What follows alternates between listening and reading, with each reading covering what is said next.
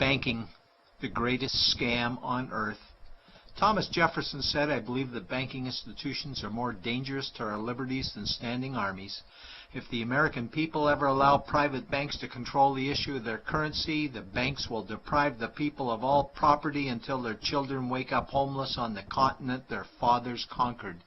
Jefferson's warning is already here. 40 million Americans are living on food stamps. Millions more are now homeless, living in tents, all because of one institution, the Federal Reserve System. The Federal Reserve is a group of private bankers who have stolen the money creation process from the American people. Most people still believe the Fed is an agency of the government working in our best interests. It is not. There is no greater form of evil in the world today, so let's explore the banking scam. None of us have ever been taught anything about money. The reason is to prevent us from learning the truth that money is a trick and money is a trap. When solving any crime, there's a universal truth: follow the money, but with the banking scam, follow it backwards.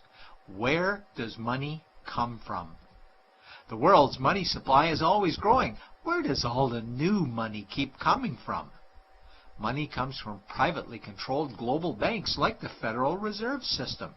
They create money every day, which increases the world's money supply. Because all banks are either owned or controlled by private bankers, the real question is, how do private bankers create new money? And the answer is they create it out of thin air. Bankers create money out of nothing. They make it up. It is a fiction. Wow. Godlike power to create something of value out of nothing. A stroke of a keyboard and money is created. In fact, only 3% of the world's money is even in the form of bills and coins, which means 97% of all money in the world is just numbers typed on a computer screen. This is part one of the banking scam. Money is created out of nothing. The second part of the scam is this phony money is issued as debt. What is debt exactly? Well, when you consider we work our whole lives to pay it off, you could say debt is slavery. But whose debt is this phony money? It's our debt, all of it. It's our debt when we use credit cards, we get student loans, borrow money for mortgages, all bank borrowing. And it's our debt again when the government borrows, which is each and every day. In today's world, money is debt and debt is money, and don't forget the interest charges. Money equals debt and debt equals slavery, therefore money equals slavery. Our monetary system is a carefully concealed system of slavery. Why? Because our government can create the same money for free with no interest charges, just like they used to, as the Founding Fathers designed it inside the United States Constitution for our protection against private bankers. The third part of the banking scam is very evil. When bankers create money from nothing and issue it as debt, they only create the principal portion of the debt. They do not create the money for the future interest payments. There is not enough money in existence for all of us to make our interest payments. In fact, our money creation system is even mathematically impossible. Money issued by the banks, principal debt, does not equal the money demanded back to the banks, principal plus interest. We are forced to play a game of musical chairs to see who can make their debt repayments. This guarantees a world of bankruptcy, competition, and scarcity of money. For example, we go to the bank to borrow money for a house, let's say $100,000. The moment we sign the loan document, the bank creates the money out of thin air. A $100,000 debit gets registered for us and a $100,000 secured credit for them.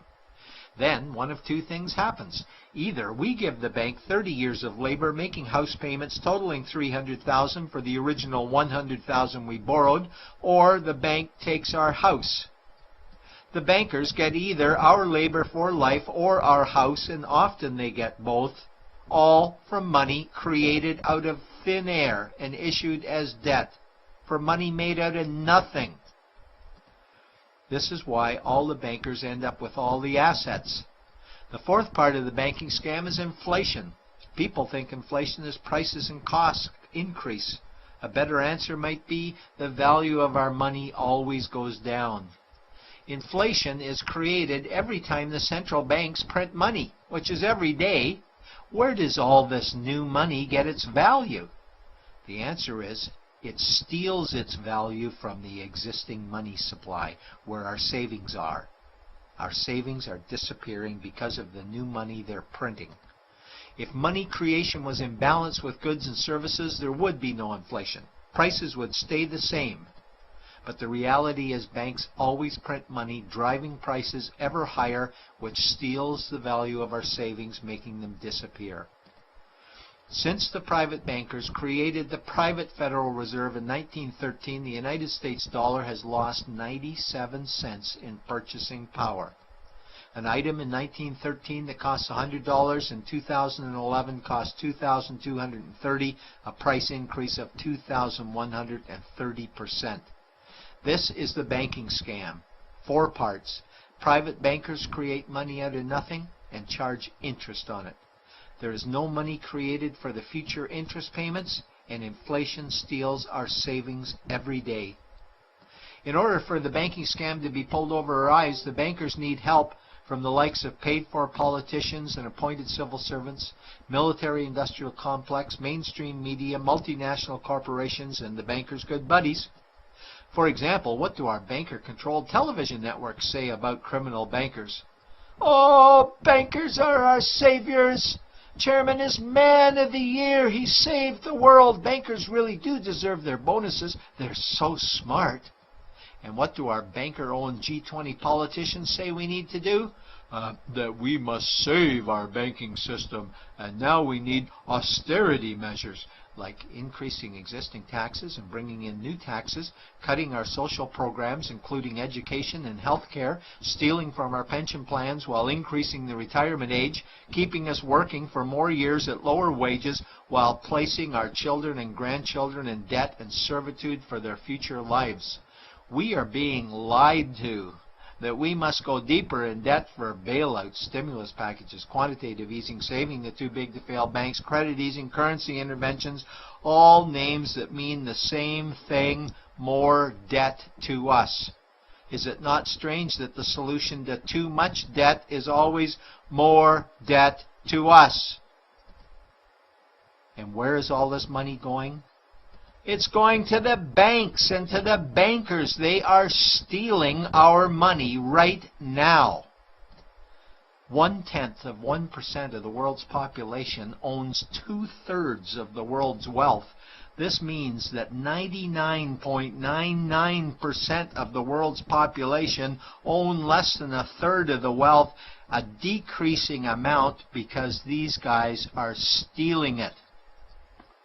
We desperately need to wake up to the banking scam. It is time for change. To retake control of our money system, we must stop supporting the banking scam.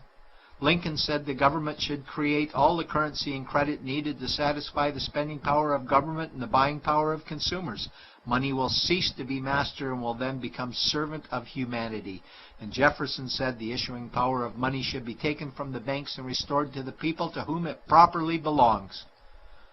It's a pyramid scheme. And we, the people, are the bottom layers of the banking pyramid. Without our support, the banking scam collapses. We have to do it ourselves. Wake up, get active, wake others, remove our money from the bank. Buy gold and silver coins, get out of debt, rip up your credit cards. These actions will bring down the banking scam. Only vote for politicians who support debt-free money, or run for office yourself, and turn off mainstream media to search for the truth while you still can. And support every effort to end the Federal Reserve System and all the privately owned central banks.